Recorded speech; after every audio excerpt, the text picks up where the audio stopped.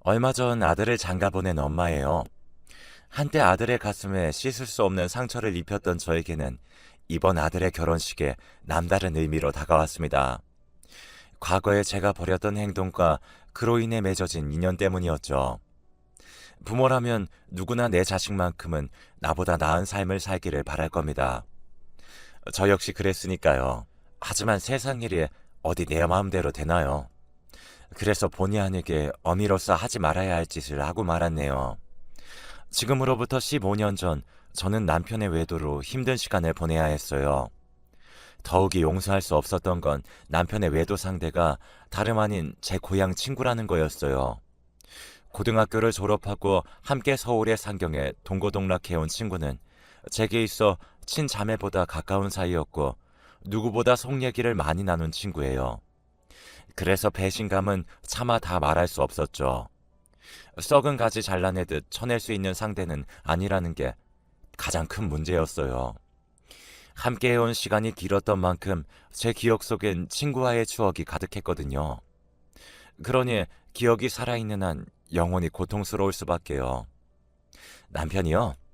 남편한테는 그다지 미련이 없었어요. 신혼 초부터 여자 문제로 말썽을 피워온 인간인지라 애저녁에 마음이 멀어졌었거든요. 그럼에도 부부의 연을 끊지 못했던 건 하나뿐인 아들 때문이었어요. 내 아들이 부모의 이혼 때문에 남들에게 손가락질밖에 하고 싶지 않았거든요. 그런데 그 마지막 신념마저 무너지게 한 사건이 벌어진 거예요. 바로 제 아들의 한마디 때문이었죠.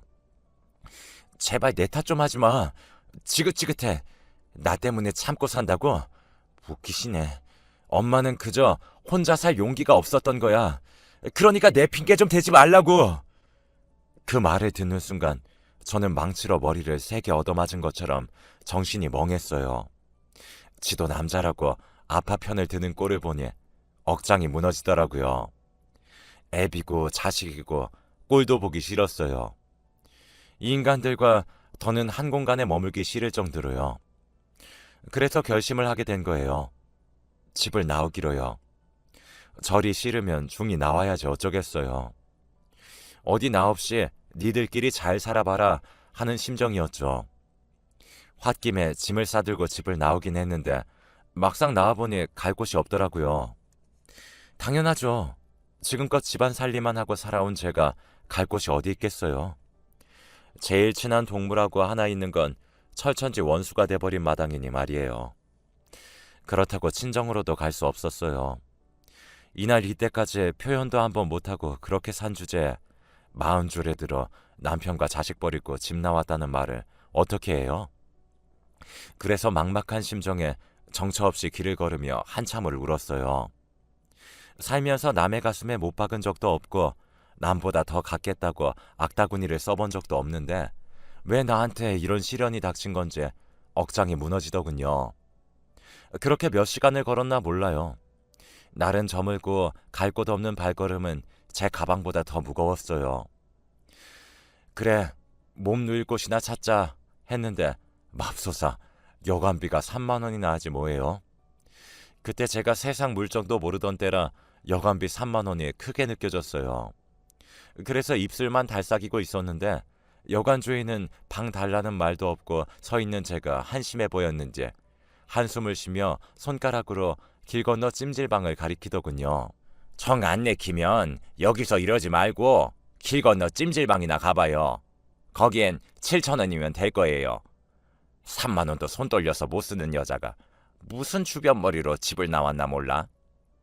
비꼬는 듯한 여관 주인의 말투에 그동안 억누르고 살았던 분노가 순식간에 터져나왔어요. 아줌마가 뭘 한다고 그래요? 내가 집을 나오든 말든 아줌마가 무슨 상관이냐고요? 3만 원이요? 그깟 돈이라면 나도 있어요. 그러니까 함부로 말하지 마세요. 이젠 상전처럼 받들고 살 남편도 없고 내 등골 빼먹고 살 아들도 없으니까 그깟 돈 좀 쓴다고 무슨 대수겠어요? 나도 이젠 나한테 돈 써가면서 살 거라고요. 그러니까 무시하지 말아요. 서슬퍼런 제 말에 여관 주인은 더 이상 아무 말도 하지 않았어요. 그리고는 안 됐다는 듯 쳐다보더군요. 그 눈빛이 더 화가 났어요. 나를 동정하는 듯한 눈빛에 더 자존심이 상했거든요. 서글펐어요. 내가 뭘 잘못했다고 처음 본 사람한테 이런 동정을 받아야 하나 싶었거든요. 친구 부인과 바람난 남편 놈이나 친구 남편이랑 놀아난 친구라는 것이나, 그런데도 지 아빠 편을 드는 아들이나 다 꼴보기도 싫었어요. 그런데 그보다 더 싫은 건 바로 저였어요. 이런 와중에도 돈 3만 원에 벌벌 떨었던 제 자신 말이에요. 그래서 분풀이 하듯 소리쳤어요. 여기 3만 원 있어요. 방 주세요. 씩씩거리며 지갑에서 10,000원짜리 3장을 꺼내어 내밀었더니 아주머니가 애처로운 눈으로 저를 보더라고요. 그리고는 방 열쇠를 내주었어요. 그렇게 저는 작은 여관방에서 무려 열흘이나 보내게 되었습니다. 그러던 어느 날이었다죠. 여관 주인이 제 방으로 찾아왔더라고요. 무슨 사정이 있는지는 내 모르겠지만 어지간하면 집에 들어가요. 남편이랑 자식도 있을 텐데 언제까지 여관방에서 이러고 있을 거야. 나야 돈 벌고 좋지만 그래도 이건 아니지. 그러니 그만 집에 들어가요. 네? 이것도 인연이라고 그간 정이 든 여관 주인은 제 걱정을 해주었어요. 그 마음 때문인지 아니면 그동안 받아본 적 없는 위로 때문인지 저는 제 상황을 털어놓게 되었죠. 그러자 주인 여자는 자기 일처럼 광분하더니 며칠 뒤에 제게 일자리를 알선해 주었어요. 그깟 논팽이는 있고 자기 힘으로 벌어서 신나게 쓰고 살라고요. 여자는 자기 몸 검사할 돈만 있으면 혼자 사는 게 이득이야. 정신 나갔어? 바람난 남편에 싹퉁머리 없는 아들 뒤치다거리나 하며 살게. 일단은 먹고 잘 곳이 필요하니까 입주 가능한 곳으로 들어가는 게 좋을 거야. 그동안 살림만 하고 살았으니 남의 집 살림도 할 수 있을 거 아니야. 여관 주인 소개로 간 곳은 중소기업을 운영하는 사장님 집이었어요. 그곳에서 저는 입주 가정부로 일하게 되었는데 주인집 내외가 인품도 좋고 일도 힘들지 않아서 지낼만 하더라고요. 그 집에서 한 3년 정도 일했을까요? 어느 날 집으로 남편이 찾아왔더군요. 여보, 내가 죽을 죄를 지었어. 그러니 이제 그만 화 풀고 집에 갑시다. 내가 용서해달라는 말은 안 할게. 하지만 우리 영민이 생각을 해야지. 그게 요즘 통 마음을 못 잡고 살아. 흥신소를 통해 제가 있는 곳을 알게 된 남편은 울먹이며 저에게 사과를 하더군요. 하지만 이미 마음에서 멀어진 남편의 사과는 그리 제 마음에 닿지 않았어요. 하지만 내 배로 낳은 자식놈은 못내 사무치도록 그립더군요. 그래서 아들놈 근황을 물었더니 글쎄 당신이 나가고 마음을 못 잡더니 얼마 전에는 누구랑 싸웠나 얼굴이 엉망이 돼서 왔지 뭐야. 게다가 눈을 심하게 다쳐서 하마터면 실명을 할 뻔했다고. 그 말에 정신이 번쩍 들었어요. 그래서 그 길로 남편과 함께 집으로 달려가 3년 만에 아들을 만났어요. 그 사이 키는 삐쭉 커서는 제대로 먹지도 못했는지 피부는 거칠하고 삐쩍꼬랐더군요. 그 모습을 보니 얼마나 가슴이 미어지던지 그간의 야속했던 마음은 눈 녹듯 사그라져 버렸고 이게 모두 내 탓인 것만 같아 눈물이 멈추지 않았어요. 그래서 그 길로 주인집 사모님한테 그만두어야겠다고 했어요. 아들 때문이라도 내가 집에 들어가야 할 것 같더라고요.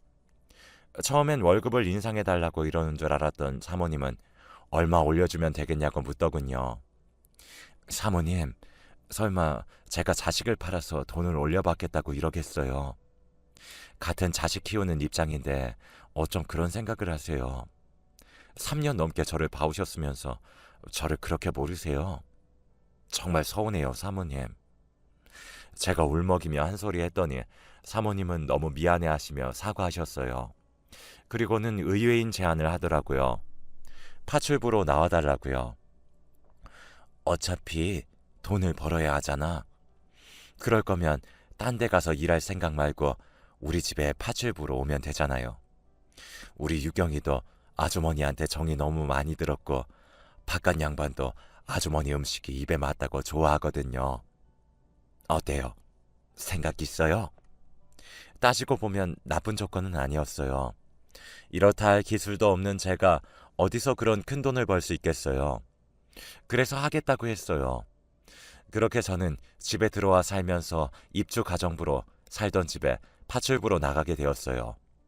3년 만에 집에 들어간 저는 나 때문에 아들 녀석이 다친 것만 같아서 아들을 볼 때마다 죄책감에 시달렸어요. 혹여나 우리 애가 삐뚤어지기라도 한다면 그건 모두 내 탓이라고 생각했죠. 다행히 그 후로 아들은 예전의 모습으로 돌아가 착실히 학교 생활을 해나갔어요. 그게 어찌나 고맙던지 몰라요. 그리고 아들은 그동안 떨어졌던 성적을 만회하느라 누구보다 열심히 공부를 했어요. 그리고 그 노력은 결코 헛되지 않았죠. 서울에 있는 4년제 대학에 장학금을 받고 들어갔거든요.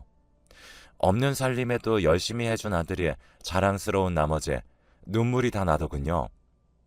아들 때문에 집으로 돌아오긴 했지만 남편과는 여전히 냉랭한 사이였어요.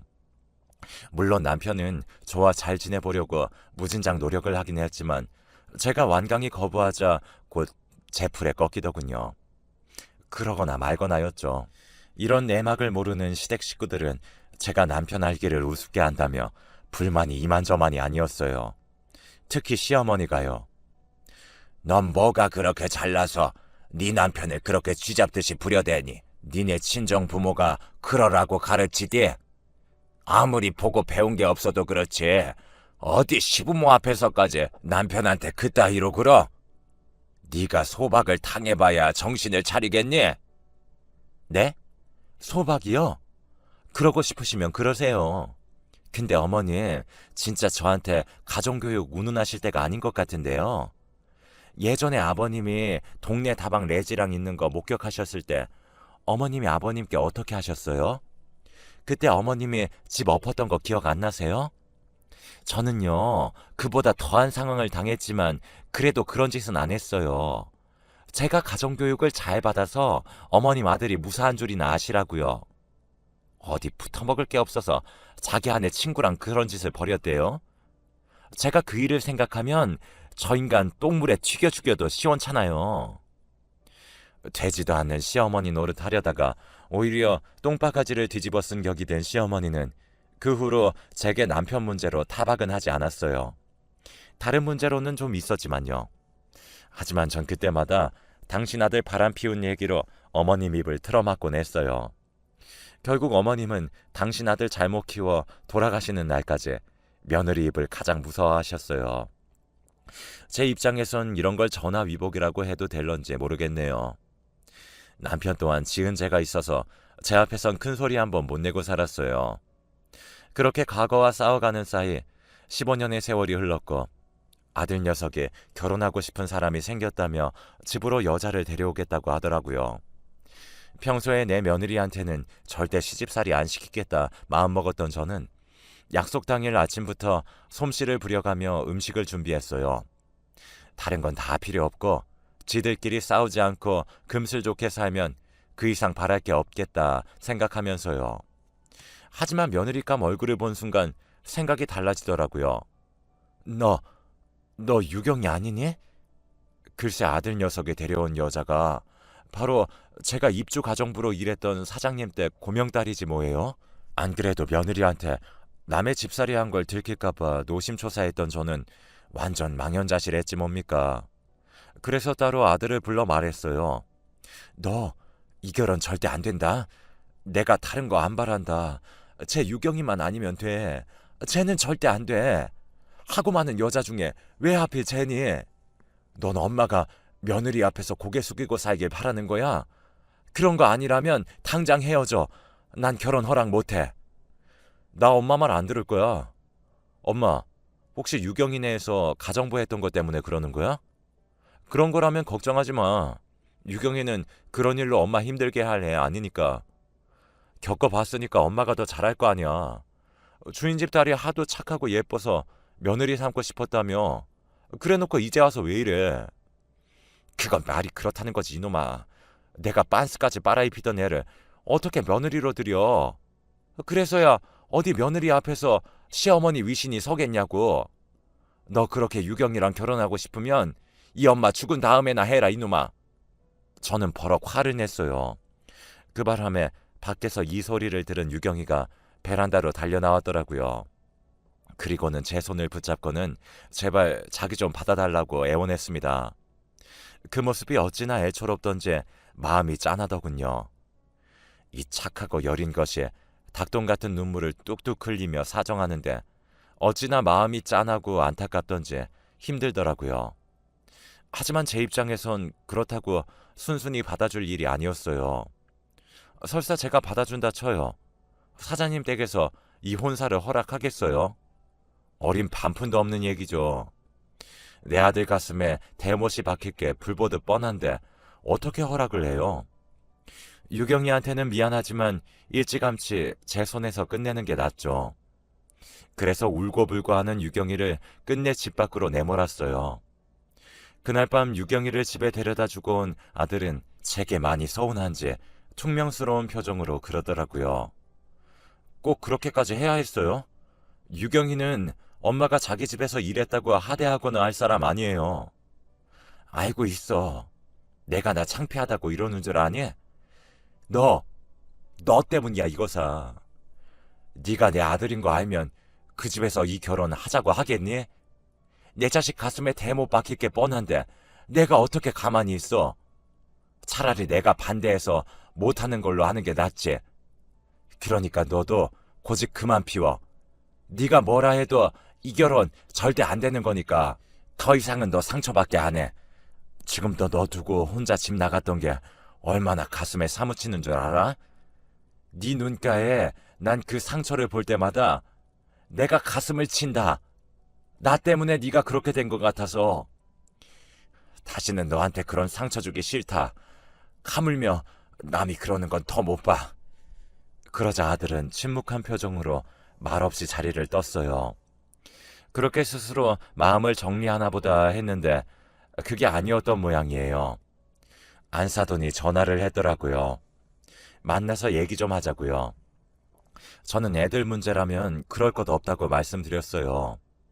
이쪽에서도 반대하고 있으니 지들이 제 풀에 꺾여 조만간 그만두지 않겠냐고요. 그랬더니 안사돈이 아니에요. 저는 그 얘기를 하려고 만나 뵙자고 하는 게 아니에요. 자세한 얘기는 직접 만나서 드릴게요. 라고 하는 거예요. 그렇게 해서 양가 내외는 서울 모처에서 만나게 되었어요. 남편이 어차피 결혼을 시킬 것도 아니라면 굳이 만날 이유가 있겠냐고 반대를 했지만 그래도 말은 들어봐야 할 것 같아서 남편을 데리고 약속 장소로 나갔어요. 그 집 일을 그만둔 지 7년이 넘었지만 소탈한 모습이 예전 그대로였어요. 안사돈은 저를 보자마자 달려와 두 손을 꼭 잡고는 그간 어떻게 지냈냐고 하며 안부부터 물어봤어요. 그 덕분에 어색할 줄 알았던 분위기는 다행히 부드럽게 흘렀어요. 몇 마디 나누다 보니 오랜만에 만난 친구처럼 그렇게 편할 수가 없었죠. 전에 유경이 내에서 일을 할 때에도 안사돈은 부리는 사람 대하듯 하지 않았고 마치 동네 언니처럼 친근하게 대해주었거든요. 그렇게 가벼운 일상 인사를 주고받으며 분위기는 부드럽게 흘렀어요. 그러다 본격적으로 오늘 이 자리를 마련한 이유가 나오기 시작하면서 분위기가 무거워졌죠. 시작은 바깥사돈이 열었어요. 오늘 이 자리를 마련한 건 다름이 아니라 정원이 어머님께 감사 인사와 함께 사과를 드리기 위해서입니다. 아시는지 모르겠지만 15년 전 우리 유경이가 한동안 방문을 걸어 잠그고는 방에서 안 나오던 적이 있지 않았습니까? 그땐 이유를 물어도 대답을 않더니 유경이를 통해서 며칠 전에야 그 이유를 듣고 얼마나 놀랐는지 모릅니다. 15년 전 제가 유경이 내에서 입주 가정부로 일한 지 반년쯤 된 때였어요. 유경이가 독서실을 간다고 나간 지 얼마 안 돼서 다시 집으로 돌아온 적이 있어요. 뭘 빠뜨리고 갔나 했는데 무슨 일이 있었는지 겉옷이 찢긴 채 옷 안쪽에 피가 묻어 있더라고요. 게다가 잔뜩 겁을 집어먹은 얼굴로 금방이라도 울음을 터뜨릴 것 같았죠. 무슨 일 있었냐고 물어도 대답도 않고 그대로 방으로 들어가 문을 잠갔어요. 그리고 며칠 동안이나 방 안에 들어박혀 밥도 안 먹고 바깥 출입도 하지 않았어요. 사장님 내외가 아무리 방문을 두드리고 그렇게 불러도 요지부동이었습니다. 학교도 가지 않은 채 말이죠. 그러한 유경이를 방에서 꺼낸 건 편지 한 통이었죠. 당시 유경이가 펜팔을 하던 친구가 보낸 편지였죠. 보내는 이름도 적히지 않은 편지 봉투에 장유경이라고만 적어보낸 편지였어요. 사장님 내외 몰래 유경이 방 앞에 가서 편지가 왔다고 했더니 잠시 뒤 방문을 빼꼼 열고는 편지만 가지고 가더군요. 그리곤 그날 밤 주방으로 내려와 제게 먹을 걸 달라고 했어요. 며칠을 굶은 터라 쌀밥보다는 죽이 좋을 것 같아서 야채를 다져 야채죽을 만들어 주었죠. 죽 한 그릇을 다 먹은 유경이는 내일은 학교에 갈 테니 아침에 도시락을 싸달라고 하더라고요. 비록 제 딸은 아니지만 자식을 키우는 입장에서 그 말이 그렇게 반가울 수가 없더라고요. 그래서 다음날 도시락은 평소 유경이가 좋아하던 반찬으로 싸주었던 기억이 나요. 바깥 사돈은 이야기를 이어갔어요. 독서실에 가다가 불량 배들을 만나 몹쓸 짓을 당할 뻔했다지 뭡니까. 그런데 마침 근처를 지나던 중학생의 유경이를 구해주었다더군요. 그게 바로 사부인 아들인 정원입니다. 그 말을 듣는 순간 머리카락이 쭉 하고 서버렸지 뭐예요. 머릿속에 떠오르는 일이 있었거든요. 제 아들이 실명 위기에 처할 정도로 다쳐서 돌아왔던 그 일이었죠. 그게 유경이를 구하려다 그랬던 거라니 손이 부들부들 떨렸어요. 왜 안 그러겠어요? 아무리 좋은 일을 하다 그런 거라지만 하마터면 내 자식 눈이 멀 뻔했는데요. 생각이 거기까지 미치고 보니 이 결혼은 절대로 안 되겠다는 생각이 들었어요. 그때였죠. 안사돈이 제 손을 덥석 잡더니 다짜고짜 사돈이라고 부르지 뭐예요. 사돈, 우리가 이런 인연으로 다시 만날 줄 누가 알았겠어요. 우리가 인연은 인연이었나 봐요. 뭐라고요? 인연이요? 누가 그래요? 사모님한테는 제 아들이 자기 딸을 구해준 은인이었는지 모르겠지만 저한테 유경이는 내 아들 눈멀게 만들 뻔한 악연으로밖에 안 보이네요. 사모님한테 유경이가 귀한 것처럼 저한테는 제 자식이 중요하니까요. 그리고요, 저는 이 결혼 결사 반대입니다. 내 눈에 흙이 들어가기 전에는 애들 결혼 절대 안 시킨다고요. 너무 화가 나서 온몸에 열이 확 오르는 기분이었어요. 그런데 그때 바깥 사돈이 제 앞에 무릎을 꿇지 뭐예요. 그러자 안사돈도 얼른 무릎을 꿇었어요. 정원이 어머님, 용서해 주십시오. 부모 마음은 다 같은 건데 저희가 생각이 짧았습니다. 내 자식이 귀하면 남의 자식도 귀한 법인데 정원이 어머니 마음을 헤아리지 못했어요.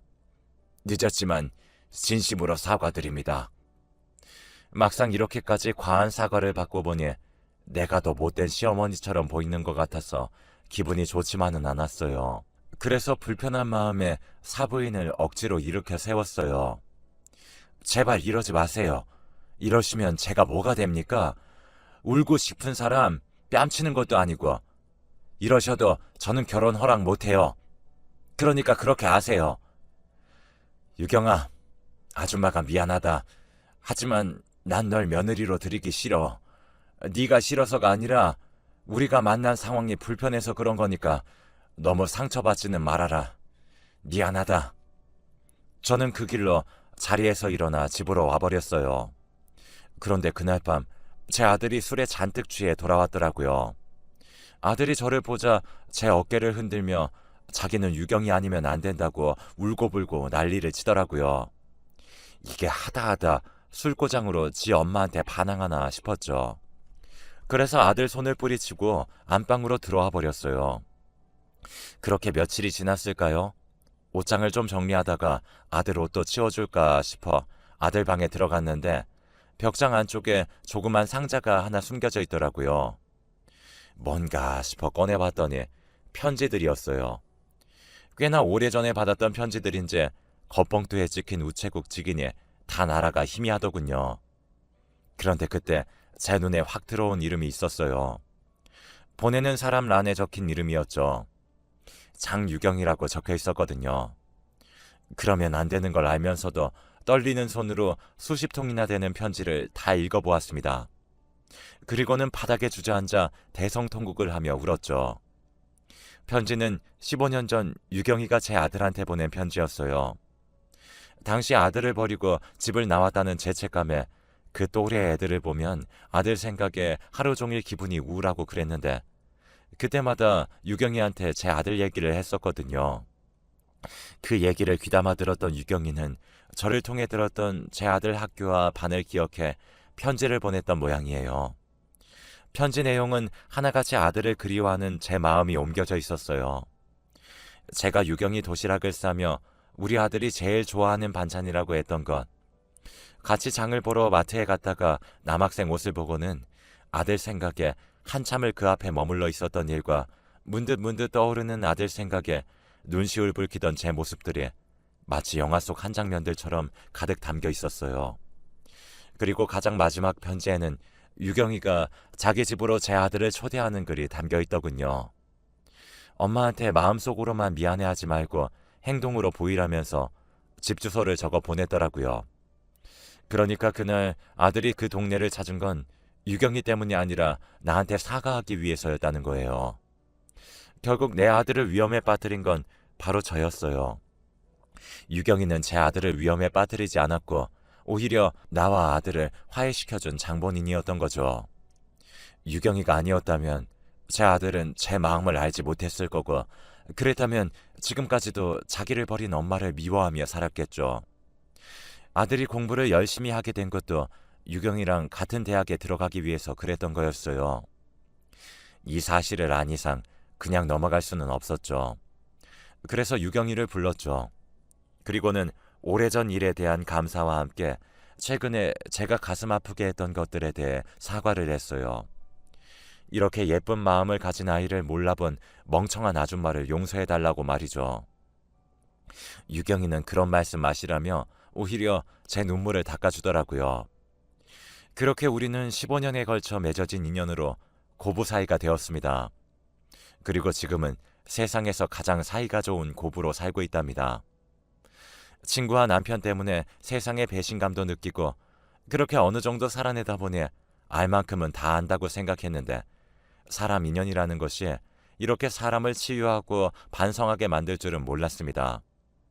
우리 아들과 며느리한테 항상 고맙고 미안한 마음으로 살아가고 있어요. 여러분의 가정에도 건강과 복이 가득하길 바라며 좋은 인연들과 행복한 가정 이루시길 바랍니다. 제 사연을